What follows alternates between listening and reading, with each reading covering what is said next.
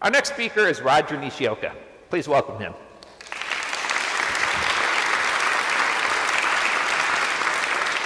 Thank you, Rolf. Hey, I invite you to stand up just briefly. Stretch as you are able, gently. Tiptoes if you can, gently. Right? Drop down. Switch a little bit. Turn. I have a DVD come out next week. Nice, have a sit down. Thank you. So this morning, hey, I was in Fort Collins this morning. So I'm coming to you, I'm a little bit of a generational shift right now in that I just was with the Church of the Brethren youth conference. National Youth Conference happens once every 4 years. Church of the Brethren is about 120,000 members, one of the 3 great historic peace churches in the United States, right? And so I went as a keynote preacher thinking that there was going to be, 200-300. There were a little over almost 3,000 young people at CSU, Colorado State. I know, what's the deal? Anyway, Church of the Brethren. So I'm sort of in a generational shift looking at you. I'm also a Presbyterian in the midst of a bunch of Lutherans, I realize, and so I'm delighted to be in conversation with you, and hopefully it really is a conversation. So I teach at Columbia Seminary, and my emphasis really is about youth and young adults. And so that's sort of the lens through which I'm looking at this, and I'm so grateful for David, you're setting us up so beautifully. Oh my gosh, so much resonance. Opening story. So 2 years ago, I was invited to be one of the panelists at an interfaith conversation in Atlanta. So I teach and live and work in Decatur, Georgia, Atlanta. And I was one of the interfaith representatives. I was one of the Christian leadership there, Presbyterian pastor. And it was a full morning, and a bunch of people from the seminary knew that I was going to do this, and they came to be supportive. My students did, some other colleagues from the faculty, which was lovely and wonderful and very gracious. And we had a good setup, a good moderator. There were 2 rabbis there. There were 3 imams. There was a Hindu a leader from our community. We have a huge Asian Indian community in Atlanta. A number of us, Methodist, Lutheran, Presbyterian, the Archbishop of Atlanta, Roman Catholic, Gregory was there. So it was a great conversation. I didn't know this, but apparently in the first half of the conversation, I was horrible. Such that later I found out that my students and colleagues and faculty who were sort of clustered over here in the auditorium were wondering, is Rodger okay? Does he not feel well? What's wrong with him? And I didn't know that conversation was going on. I thought I was doing just fine. We took a break, and we were backstage, and the moderator gave 20 minutes for the group to go get some, soft drinks, coffee, whatever, take a break. And I was standing there with other panelists having a lovely conversation. One of the imams came up to me, Mansoor Sabree, who is the imam of the largest Muslim school in Atlanta, has about a little over 1,200 students there. Handsome young man, one of an emerging generation of American-born Muslims, and brilliant. And he came up to me and said, Dr. Nishioka, it's good to meet you. I said, Imam, it's an honor to meet you. What an honor to be on this panel with you. He said, thank you. Why are you not speaking? And I said, well, I think that I am. Pluralistic world, Christian. Formation, practice, identity. I think I am. I'm Presbyterian pastor, professor at Columbia Seminary. I get it. He said, no. You are not speaking. You are Christian, are you not? And I said, yes, I am. Then he said, why do you not speak as a Christian? I said, well, I am speaking as a Christian. He said, no, you are not. And then he said this. He said, it is very hard to have a conversation with someone who is not speaking. He said, you are Christian, This is a panel conversation on faith. Speak as a Christian. It was the word of the Lord from a Muslim Imam. Panel resumed. We're having further conversation. The moderator's asking us questions. And I learned afterwards, we went to lunch afterwards with two of my colleagues from faculty, a bunch of my students, and they said, hey, did you take some Advil over the break or something? Because you were great after the break, but you were lame before the break. Were you not feeling well? I said, no, I was feeling fine. And then I told them this story. And they said, well, what was that? And what I thought was, what it was, oh, golly, we're Christians, and I don't want to be hegemonic. I don't want to be, overbearing. These Hindus and these Jews and these Muslims, I want to be so respectful. Word of the Lord. You are Christian, are you not? So speak as Christian. So it occurs to me, in this pluralistic world in which we live, part of our job then is to know our tradition well enough, know our story well enough, and our practices to be able to bring that to the conversation. Otherwise, it's so difficult when the other person is not speaking. So part of the privilege of being on faculty and having a specialization in youth ministry is a chance to do some work with something you may know. It's called the National Study of Youth and Religion. And so as they get a bunch of PhDs together when they give a whole bunch of money. Dorothy Bass is here and knows as well, etc. There's Dorothy. So this is 2005. Remember, you already know about this, right? I'm hoping. So this is some data from 2005. Random sampling, 3,370 American young people, 13, 17 years old. So right now they're in their 20s. And we're following them. Results here for mainline Protestants. Other categories were conservative Protestants, black Protestants, Roman Catholic, not religious, Mormon, Jewish, more than one religion, the pluralistic age in which you and I find ourselves. Some questions. What percent of mainline Protestant young people believe in God? Answers on the board. Lutherans, Episcopalians, Presbyterians, sort of. All kinds of flavors of mainline Protestants. 96, 86, 76, what's the answer? If you think it's 96, raise your hand. 86, raise your hand. 76, raise your hand.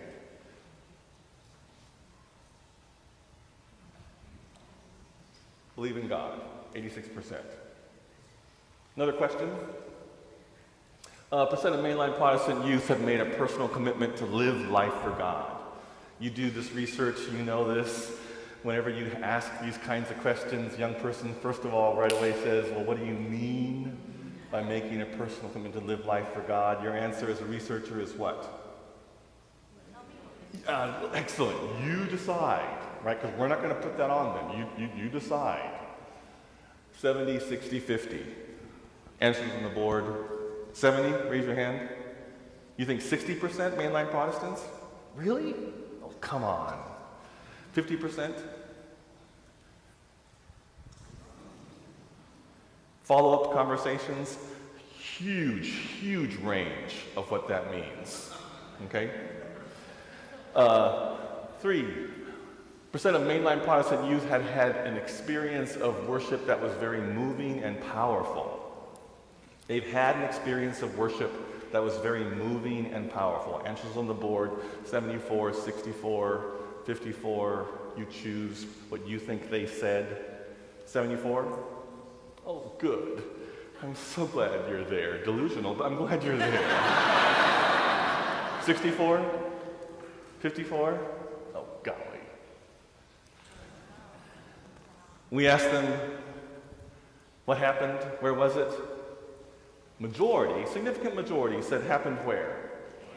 Camp and or some kind of a conference setting. We asked about their home church.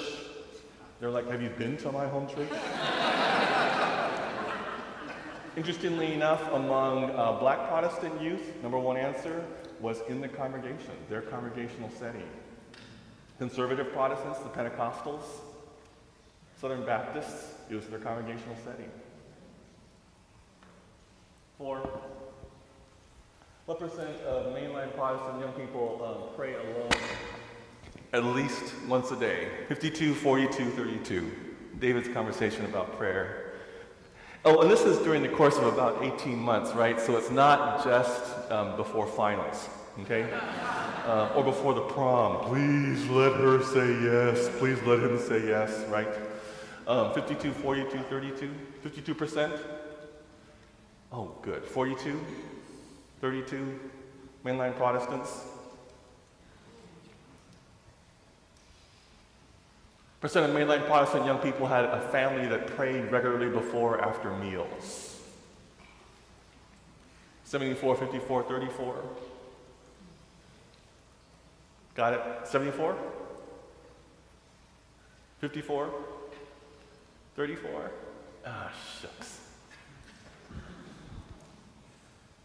There's a correlation. You're getting this, right? Practices. David set us up for this. Okay? Don't tell my parents. They're in Seattle. They'll be way too proud. Before every meal, I'm second of 4 boys, pastor's kid. This is evidence you can be a pastor's kid and still love the Lord. It's entirely possible. Flying up this morning from Denver. My routine, Fresca and peanuts, right? And before I do anything, flight attendant, he puts it there. What do? Don't tell my parents ever, they'd be way too proud. Okay, but I stop and I do this. In my DNA, it's in my practice, right? 6, what percent of mainline Protestant young people reported their congregation was rarely or never boring? Hey, come on. Rarely or never boring. 64, 44, 24. 64%? Really? Thank you. I'm so glad. Say, Rolf, put your hand down. 44? 24? Really? Gosh.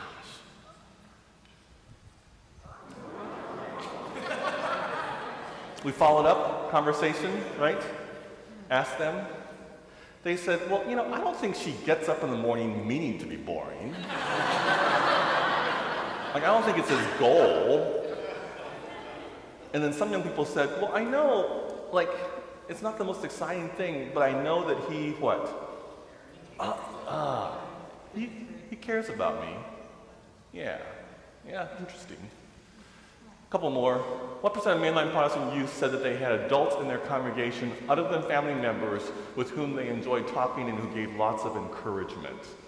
Adults in their congregation other than family members with whom they enjoyed talking and gave lots of encouragement. 84, 54, 34? 84%? Raise your hand. Really? Wow, good. 54? 34%? Yeah.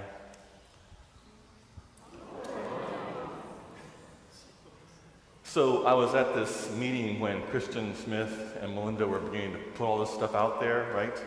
And I was with Kenda Dean, teaches at Princeton, she's United Methodist, and a bunch of us, the mainline Protestants, were together, and we're just getting beaten up by all the data, right? Mormons are next door to us, and they're going like, etc., right? And when they said, now this is really interesting, this question surprised us by the response. Top response came from the mainline Protestant churches, mainline Protestant young people, and it was about this. And Kenda's next to me, and Kenda Dean, if you know her, she doesn't have much of an inside voice. And she goes, what? Us? Mormons were like, them? We're shocked, surprised, delighted, surprised. 8% of mainline Protestant youth said they believe many religions may be true. Pluralistic age, spiritual formation, Christian identity and practice. 77, 67, 57. Answers on the board. 77%? Really? Oh, come on, Lutherans. 67? 57? We weren't the highest group in the sampling. Who was higher than the mainline Protestants? Do you know? Whom? Say again? UCC. Oh, yeah, well, they are in the mainline Protestants, and they skew everybody else. Thank you very much. The UCC, Unitarians Considering Christ. Thank you very much. Yes, exactly. Oh, ooh, that was out loud. Sorry. Who else? Who's higher? Do you know? Jewish young people. They were in the 80th percentile. The Jews have the highest, what they call outmarriage rate of a religious group, which means more of them marry non-Jews, right? And so you've got young people who are half Jewish. They're not going to condemn, right, half their family. So they had a high, there were two rabbis across the room from us, and they were nodding their heads and saying, yeah. One more. Percent of mainline Protestant youth agreed that for believers to be truly religious and spiritual, they needed to be involved in a congregation on a regular basis. To be truly religious and spiritual, they needed to be involved. Not just religious, but also spiritual was in the language. They needed to be involved in a congregation on a regular basis. 47, 37, 27, you can see the numbers are shifting lower, right? 47%, raise your hand. Oh, come on. 37?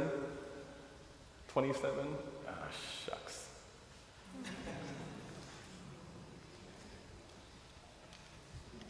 What's going on?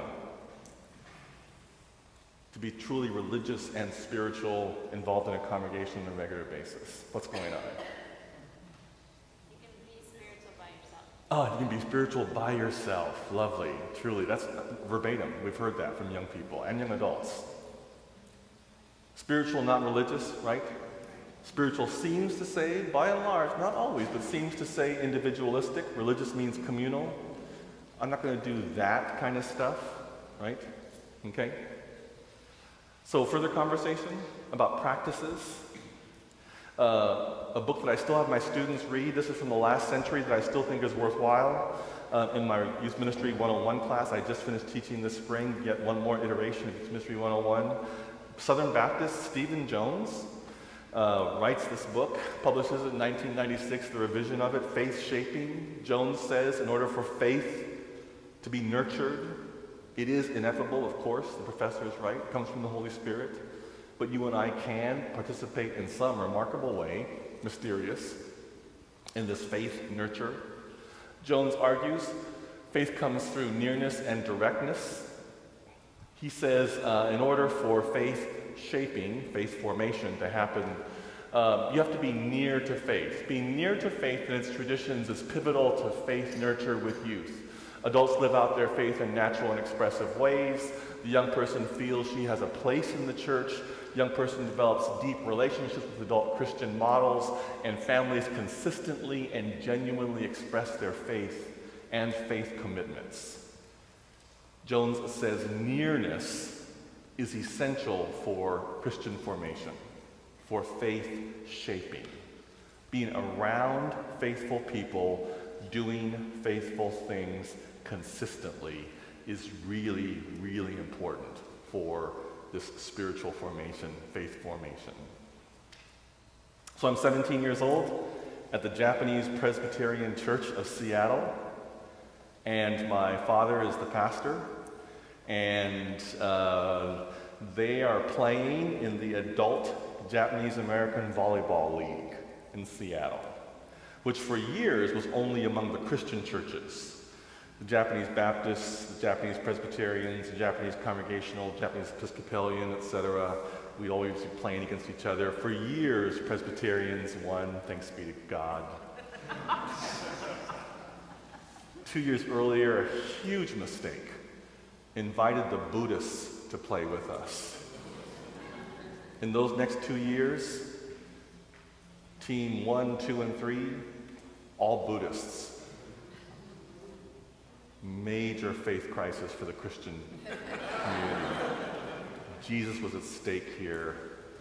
So we took our 4 Presbyterian teams and pooled the best players from the 4 teams. My mother and father were not on that team. They're terrible volleyball players. Mine! Anyway, so they got into the playoffs and the finals. One Japanese Presbyterian team versus one of the best Buddhist teams. This sounds counterintuitive, but it's true. These Buddhists, they're mean. They would spike the ball. We're at home. Mom and Dad are at the finals. We're not going. Teenager, 17 years old. Taro Sasai, orthodontist, 42 years old, goes up in the air to block a Buddhist spike, has a heart attack, crumbles to the floor, gym floor, at St. Peter's Episcopal Church. It's about 2:30. We were all asleep. Mom and Dad come home from the hospital. They wake us all up. Boys, would you come downstairs? Why? What do you got? Why are you so late? They're both heartbroken. They sit us down. Boys, we want you to know Taro Sasai died tonight. Dr. Sasai. We're like, what? Just no idea. 6 days later, service of Witness to the Resurrection at the Japanese Presbyterian Church in Seattle. As a 17-year-old, I'm recruited to help do chairs. We have people everywhere. A bunch of Buddhists come. Anyway, it was an amazing service. Amazing Witness to the Resurrection. Beautiful. The last thing that we do in our community at the end of the benediction that Dad pronounced is we do this lovely ritual where you honor the memory of those who died and the family that is still there. And the ushers come and they escort people to the front of the sanctuary, and you stand there, and either the casket or in this case a beautiful picture of Dr. Sasai, handsome, handsome young man, you go up and you bow. Then you turn to the family and you bow. And you look at the cross in our church and you bow, and then you go to the reception area. So we're getting ready to start that. Marilyn Sasai, 39 years old, widow, 5 days old, stands up all of a sudden and pulls Sharon, Richard, and David. Sharon's 7 at the time, Richard's 5, David's 2. Pulls them up. And she says, in front of this packed congregation, I'm so sorry, I know it's late, and thank you all for coming. This has been a wonderful service. But, you know, I just heard this song that Taro and I did a couple weeks ago. It's a new song on the radio, and he loved it, and he learned it, and he was starting to sing it, and I thought maybe we could try sing it. I know it's late, I'm so sorry. Would you mind? I can't sing, but I wonder if we could just, and we're like, Marilyn, we'll do whatever you want us to do. So she's holding Sharon's hand, who's holding Richard's hand, who's holding David's hand. They're at the front. Dad's standing there with them. And she sings, how lovely on the mountains are the feet of him who brings good news, proclaiming peace, announcing news of happiness. Our God reigns, our God reigns, our God reigns, our God reigns, our God reigns, our God reigns. Isaiah 52, right? 17 years old, pastor's kid. Never a time in my life when I didn't know who Jesus was, that he died for me, Lord and Savior. Never a time. Back there at the very back wall, sanctuary of the Japanese Presbyterian Church, standing there with my buddies, because we couldn't find a place to sit. We gave all of our seats away to all the visitors. I recall standing there looking at Marilyn Sasai, thinking, wait, you are a widow with 3 little kids. And you have the nerve to sing, "Our God reigns." Okay, lady, I know that I have faith, but I don't have what you have. I'm going to spend the rest of my life trying to get that. Jones would say, "Nishioka, you got what? Nearness. Nearness. You're around faithful people doing faithful things. Convicted you got nearness." Now, Marilyn's my folks' age, still at church. When I go back to Seattle and visit them, she's this tall, growing shorter. She hugs my waist, and I'll say to her, "Hey, Marilyn, good to see you." She'll go, "Oh, Rodger, good to see you. I'm sure your folks are glad that you're home. So glad that you're here. So handsome. You're getting a little fat, Rodger." "Thank you, Marilyn." And she walks away, and I follow her and say, "Marilyn, remember why I'm doing this? Remember why this whole journey? Remember? Because of what you did when Taro died. Remember when Taro died? That service, you got up. Oh, Rodger, we're so proud of you. She's ignoring me and walking away. "We're so proud of you. Marilyn, remember? Because of you." Jones also says there must be times when faith is presented directly to young people. Directness. Jones says the gospel is presented in an appealing, fair, and open way. The focus on a decision is one aspect of the journey of transformation and conversion. Decisions happen on God's timetable. Youth are offered a faith decision in relation to their maturity, life experience, and interest. There must be moments when significant adults in a young person's life, child's life, turn to one another, turn to them, and inquire, "So how is your faith in Jesus Christ? Why do you come to church? What does this mean for you?" What Jones talks about, which is fascinating to me, he says, by and large, you mainline Christians, Episcopalians, Lutherans, Presbyterians, United Methodists, United Church of Christ, disciples, etc., you rely pretty much for faith formation on nearness. Well, they're around. They've been here. They go to church school, youth group. They get Jesus. Jones says the problem is you never directly have the courage to ask a young person, not indicting them, not coercing them, but you don't ever directly ask them about their story and telling your story. Now, interestingly enough, and I love this guy, then he turns around to his own more evangelical tradition, Southern Baptist, and says, "Our problem is all we ever do is, how's it rock with the Lord? How's it rock with the Lord? How's it rock with the Lord?" It's like, give it a rest. Let them just be near for a while. You don't always have to confront everybody all the time. He's seeking, of course, some sense of balance, right? But he's saying nearness and directness, these things. He has this lovely work in his 2 chapters in his work where he follows the life of Christ and talks about nearness moments and directness moments. So the landscape, right? You know this. Many of you do.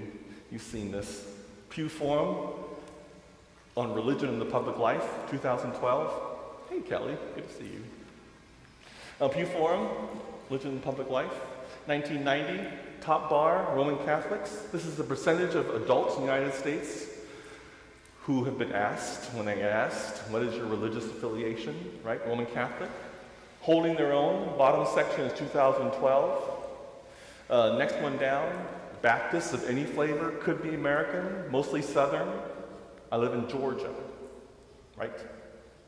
Southern Baptist Convention in the state of Georgia actually counts more members of the Southern Baptist Convention of Georgia than there are people who live in the state of Georgia. That's true. Next one down, mainline Christian, you, Lutherans, disciples, United Church, others, Presbyterians, right? Next one down, what they call Christian generic, Pew Forum, not their language, not mine. Pew Forum calls that. Next one down, the nuns, N-O-N-E-S, right? As in no religious affiliation. Next one down, other faith traditions, other categories. 1990 to 2012. Roman Catholics holding their own, by and large, really for one reason. What's the reason? Immigration pattern. Latino, Latina, right? Asians, Africans, still coming to the United States Roman Catholic Church. Pew Forum says, they speculate, take out that immigration process, and the white Roman Catholic Church would be declining faster than Episcopalians, which is scary. Holding their own. Next line down, Baptists, decline, past 4 years. Southern Baptist Convention is shrinking in membership. Mainline Christian, no surprise. That data you saw David share with you. Next one down, Christian generic. Next one down, the nuns, the red. Next one down, other category. Hindu, Muslim, Jews, other categories, right? Pew Forum is saying that the fastest growing group in the United States, religious group, fastest growing, no religious affiliation. The nuns, N-O-N-E-S. So of course we hear this, and I thought, golly, yep, all people who live in Vermont and Washington, Oregon, California, where all the heathen have clustered. So I've visited twice staff in the forum, and we're doing some major work at a conference at Columbia, my seminary, in the fall on the nuns. They're drilling deeply. Discovered these kinds of things. Of the 20% who self-identified as none or no religion, half had no religious childhood initiation ceremony called what? Baptism or confirmation or Sunday school or dedication or christening or whatever. 65% of those who are or were married had no religious marriage ceremony. Look at the Star Tribune if you're in the area, right? Look on Sundays for marriage announcements. They're getting married. If there is an announcement, they're getting married what? Where? At the beach. Destination weddings. Huge, huge thing, right? 68% are in their 20s and 30s. That actually is true. Significant numbers of young adults, Pew Forum says. Here's the stunner. Here's what surprised us all, because we were just dismissing them, which was too easy. This is the Lord's doing. It is marvelous in our eyes. The psalmist tells us 78% said they were spiritual persons and said that some God or higher power exists. Just can't dismiss them out of hand. These are spiritual people. They're just not interested in, our expression. So, I don't know if this is going to play sound-wise, but some of the best research is fascinating to me about these nuns is being done by Pew Forum, but also picked up a lot by the Barna Research Firm in Southern California, which is a distinctly evangelical research firm. Dave Kinnaman is the president and does some major work there. I was with him about a month and a half ago at a major conference, and he and I were co-presenting. Kinnaman has written a number of books, and this is a clip that he talks about that he uses.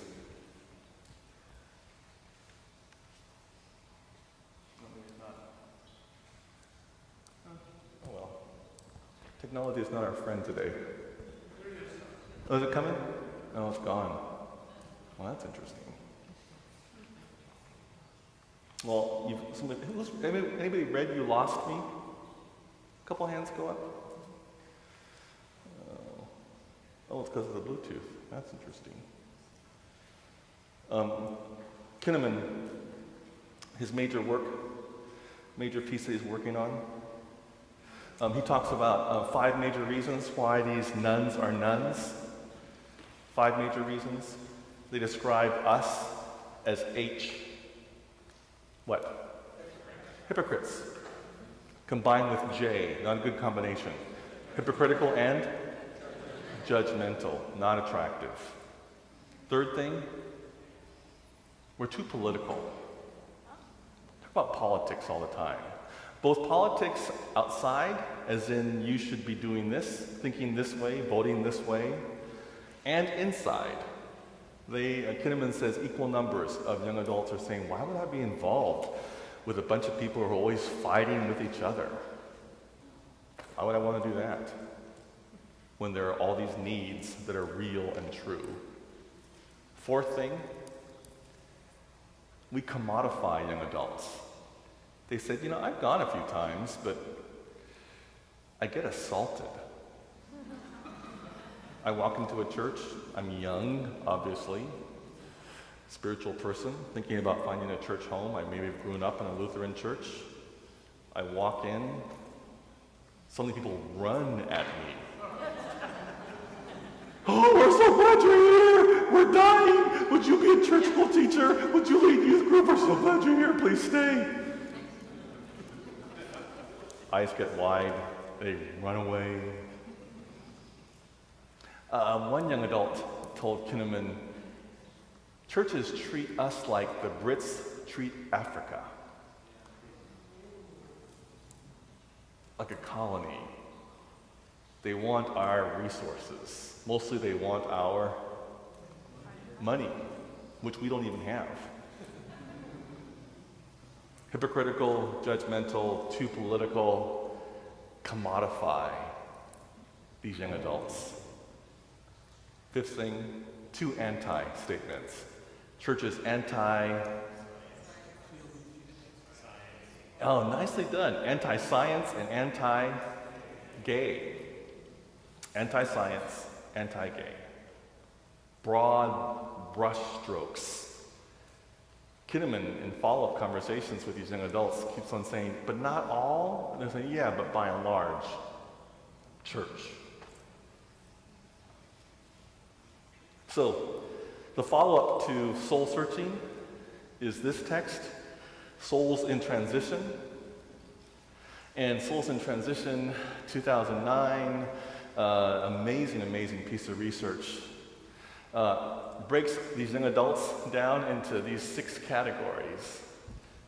Research talks about, by and large, about 15% committed traditionalists. I am deeply committed to the church. These are the young adults, and they're there.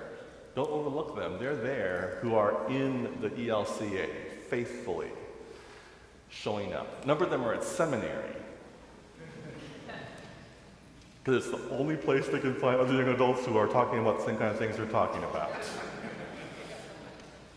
2, about 30% selective adherence. Yeah, church is important, faith is important. The phrase, I do some of what I can. It isn't the totality of my life, it isn't even the center of my life, but I do some of what I can. Third, about 15% spiritually open. There's probably something more out there than what I'm thinking now. I'm open to possibilities. Fourth, religiously indifferent. Just doesn't matter much, 25%. 5, disconnected. I really don't know what you're talking about. And the irreligious. Religion just makes no sense, 10%. In the research, Souls in Transition, a lot of pastors' kids and missionary kids who are mad are in the irreligious. Hate the church because I saw what it did to my mom, dad, whatever. What Christian Smith is talking about is looking at especially these committed traditionalists and selective adherents, just intrigued and wanting to do some more work and see who they are and where they are. What's showing up? Christian formation practices. 6 things show up to move them into these committed traditionalist selective adherence, that top 45%. 6 characteristics. The teen experienced high parental religious service and attendance and importance of faith. So when they were a teenager, the young adult experienced high parental religious service and attendance and importance of faith. Another characteristic.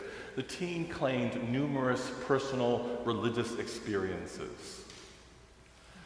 A third, the teen frequently prayed and read the Bible. Teen had many adults to whom to turn for support and help. Teen placed high importance on faith. Teen had fewer serious doubts about religious beliefs. Had fewer serious doubts about religious beliefs. You can imagine at this table, we mainline Protestant leadership were really struggling with that last one. Smith and others were saying, yeah, but it seems that some of you seem to celebrate and dance and venerate around these doubts. Oh, good, doubt some more. Great, keep on doubting. Oh, yeah, during college, don't go to church. This is your time. Explore. He said, in the research, some young adults said, yeah, my pastor pretty much told me to leave the church because he did. And now I have, and he's wondering why. Interestingly enough, of these 6 characteristics, right, there are 2 that show up as huge. The argument is any 4 of these 6, and the person's going to be a committed traditionalist or selective adherent. Any 4 of these 6, any 4 of these 6, and they're going to be sticking with us for a variety of reasons. But there are 2 that show up as huge. Do you know which ones? Guess. Upper left corner. Teen experienced high parental religious service and attendance and importance of faith. If they saw their parents, not even just other adults, but their parents, step-parents, caregivers doing faithful things, that carries a lot of weight in Christian formation. Saw them doing things, practices. The other one, opposite side, top. Teen claimed numerous personal religious experiences. Whatever that means. We didn't define it, they got to. But if they can cite a number of experiences like standing at the back of the Japanese Presbyterian Church at 17 years old and watching Marilyn Sasai sing Our God Reigns, if they can count and name those, then they are most likely to be committed traditionalist selective adherents. It's fascinating. It's very interesting. So I'll wrap up this conversation with you. And it's a conversation I'm grateful. So when for a number of years after seminary, I worked for the General Assembly, the national offices of the Presbyterian Church. And a colleague of mine, we hired a colleague to head up the Presbyterian peacemaking program named Gary Payton, not the basketball player.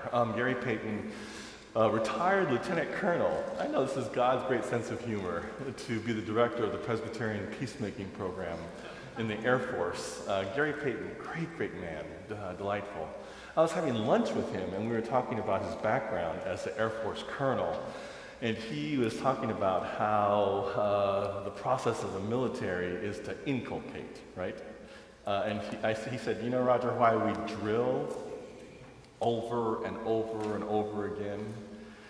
And I said, well, I have ideas, Gary, but you tell me why you guys think you drill women and men over and over and over again. He said, because we know in the military, in a moment of crisis, you will not rise to the occasion. In a moment of crisis, you will fall back to your pattern. We're trying to set a pattern. In a moment of crisis, you will not rise to the occasion. In a moment of crisis, you will fall back to your pattern. So what is the pattern that we are setting? Yesterday at worship, with almost 3,000 Church of the Brethren young people in Moby Arena, Colorado State University, one of the hymns that we had with us, "Come thou fount of every blessing, tune my heart to sing thy grace. Streams of mercy never ceasing, call for songs of loudest praise. Teach me some melodious sonnet, sung by flaming tongues above." What? Praise the mount, I'm fixed upon it, mount of God's unchanging love. Moment of crisis. Pattern. Praise the mount, I'm fixed upon it, mount of God's unchanging love. What if that's the pattern upon which we will revert, to which we will revert in a moment of crisis? So, pluralistic world. Muslim Imam, you are Christian, are you not? Speak like a Christian. It is very difficult to have a conversation with someone who is not speaking. Christian formation and practice, pattern. Teaching the pattern, saying the pattern. Glad you're here. Thank you.